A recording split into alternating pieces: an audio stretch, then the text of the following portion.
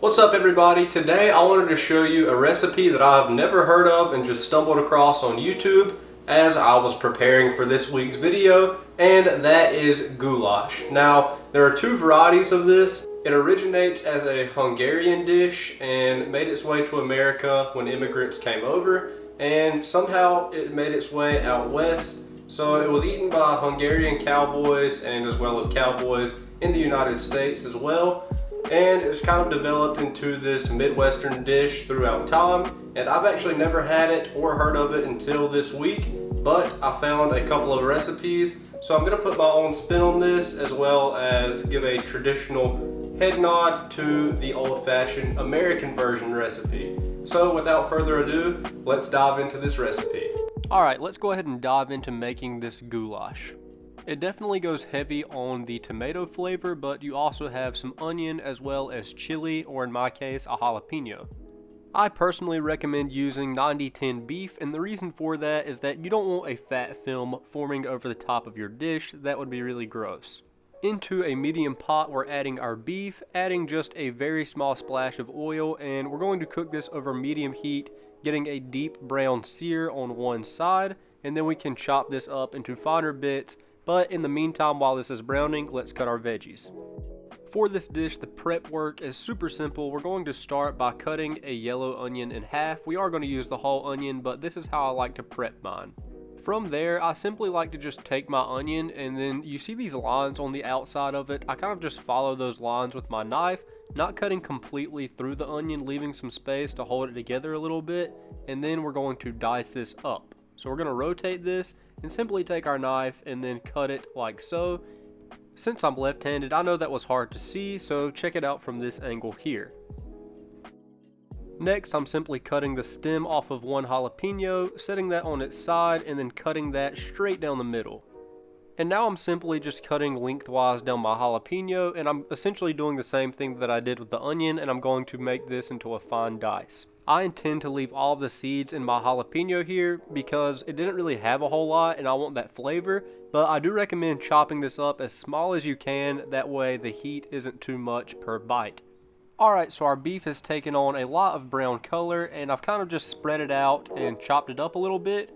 Now we're going to be adding in all of our diced yellow onion as well as all of our jalapeno pepper. Really go ahead and stir that well and incorporate it, and while that cooks and the beef becomes fully cooked, we are going to make our spice mix. Alright, so let's talk about our spices. You can use a variety of spices, but the one thing that you cannot skip out on is the paprika. Alright, grab yourself a nice bowl for all of your spices to have a landing zone. In goes 2 teaspoons of paprika, 1 teaspoon of chili powder, 1/4 teaspoon of cayenne pepper.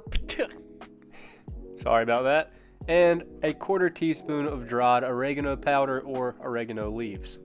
The world's finest beef bouillon cube wrapped in gold. Alright, I'm going to stop with the accents. You're just going to shake up a little bit of black pepper into this and a small pinch of salt. Now you can add your spice mix into your meat, onion, and jalapeno mixture. And then give that a quick stir so all of these spices can be kind of woken up and everybody can become friends in this pot. Then you can add a small splash of soy sauce in this case, or you could use Worcestershire, whatever it's called. Finally, dump in 1 can of stewed tomatoes, 1 can of Rotel diced tomatoes, and this is essentially just tomatoes with green chilies in them. Adding in half a can of tomato paste. The can for the tomato paste is much smaller than like a normal can of diced tomatoes. Now using your stewed tomato can, fill it up with water and just add it to the pot. At this step, using a spoon, I like to kind of just stir everything together and break down those stewed tomatoes a little bit if you can. Immediately bring this up to a boil and then drop it down to the lowest setting that you can to keep it at a simmer and let that go uncovered for 20 minutes. Now the star of the show today is this ready pasta elbow macaroni. This stuff is already cooked and it's going to make this weeknight meal much more, well, weeknightable. After your goulash has simmered down for 20 minutes, you are simply going to add this bag of macaroni in and this is 2 servings, so this is going to feed a decent amount of people, and you're just literally going to let this cook for 2 minutes covered, and you are good to go. Now, if you don't have this stuff, you can definitely use the dried pasta. It's just going to take another 15 to 20 minutes for that pasta to fully cook, so keep that into account. So just cover your pasta, let it cook for a couple of minutes, and this dish is ready to go. Now all that there is left to do is to just grab a bowl and plate this stuff up.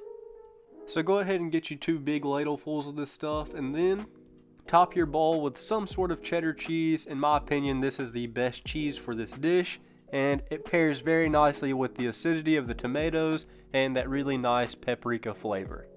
Now sit back and get yourself a bowl of goulash.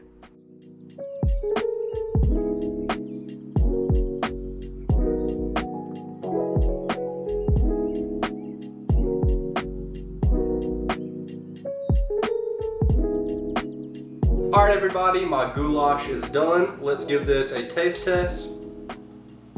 As you can see, it looks very good. Oh yeah, this is going to be a regular for me.